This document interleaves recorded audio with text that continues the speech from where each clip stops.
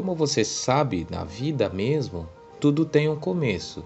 Então, hoje a gente vai ver a evolução dos computadores. De 1623 a 1662, tem um cara que se chama Blaise Pascal. Ele inventou uma calculadora mecânica, máquina de adição.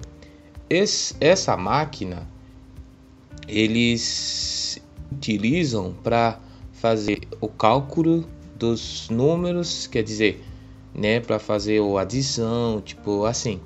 Mas até o 1991 a 1971, como você sabe, aquele que no tempo antigo eles começam do ano maior para o ano menor, para deixar o tempo que da evolução de qualquer evolução que tinha na época. Mas Charles inventou mais uma tabela que é para computação de tabelas, nunca construída antes.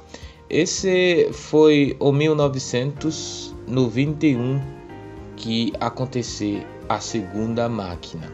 De 1943 a 1944, o Croesus ele inventou mais uma máquina, né? De 1943 a 1944, inventou mais uma máquina. É um computador elétrico que também o jogo da iniciação.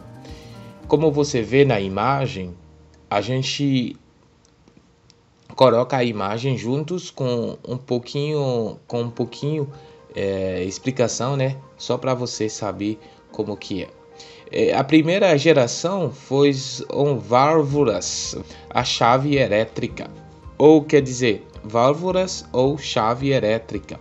Hoje em dia a gente usa, por exemplo, as memórias, transistores, mas na época a gente usa válvulas para como chave da elétrica. Os computadores de propósito específico. Então, a evolução continua, como você vê na terceira imagem que tem aqui, de 1946, a Aker de ENIAC, ele continua a evolução. Eu vou te dizer uma coisa, na época o primeiro computador foi uma máquina muito grande, né? Muito grande. Como você vê na imagem, a instalação dele foi de uma sala grande. Não dá para mexer, não dá para movimentar, não dá para colocar hoje nessa mesa, outro dia em outra mesa. Não é assim. É uma máquina grande que foi instalada numa sala, né? Só mexer, e se tem manutenção para fazer, é só fazer igual que você vê nas imagens. Histórico continua de 1946. J. Von de Edvac é mais uma empresa, né? Ele continua a evolução. É a primeira máquina com programa armazenado, que foi feito em 1946. A história continua. Univac, como você vê na foto, né? Univac é o número 1, é computador comercial de sucesso e comissionado pelo Bureau do Censo de Cálculo Científico, Univac 1 e Univac 2. Essas duas máquinas saiu no 1947. De 1953, IBM, que você tem hoje em dia as máquinas, né? IBM de 701, principalmente aplicações científicas, programa armazenado, cartão perforados. Foi uma máquina, como você vê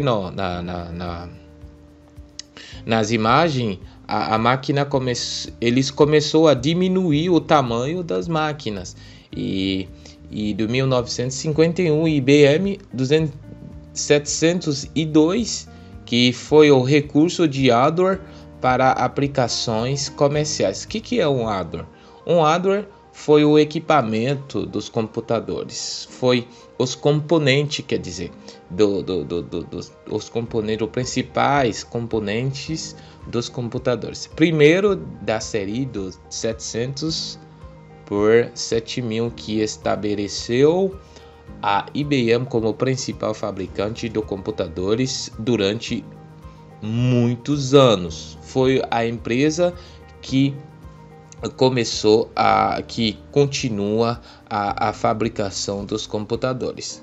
Como você vê na imagem, a base contacta, emitter contact, collector contact. Foi as três coisas que tinha como botão, né, para fazer funcionar o computador. A história continua de 1960 a DEC e PDP-1, que diminui mais uma vez o computador, que foi o primeiro mini computador. Estou falando no 1960, aquela imagem que você viu que tem um tamanho de um guarda-roupa, foi o mini computador, e na época é grande pra caramba.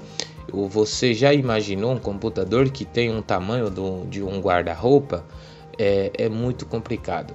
De 1961, o IBM 1401 construiu um computador mais pequeno ainda. Ele apareceu um gaveta, tipo um guarda-roupa da menina, tipo nenê. Ele continua no 1962, ele aparecer igual uma mesa, mas ele tem mais componente, mas é mais pequeno. Eles continuam a diminuir o tamanho dos computadores. Hoje, de 1963, continua diminuindo. Em 1964 foi esse que apareceu no mercado. É uma máquina que tem o tamanho de uma mesa. E de 1964 até 880, de 1981, a gente começa a ter uma máquina que parece com aquele que a gente está usando hoje em dia. Foi o IBM PC, foi o nome do computador no 1981. De 1983 apareceu essa forma que é o computador da IBM, que começou a aparecer no mercado.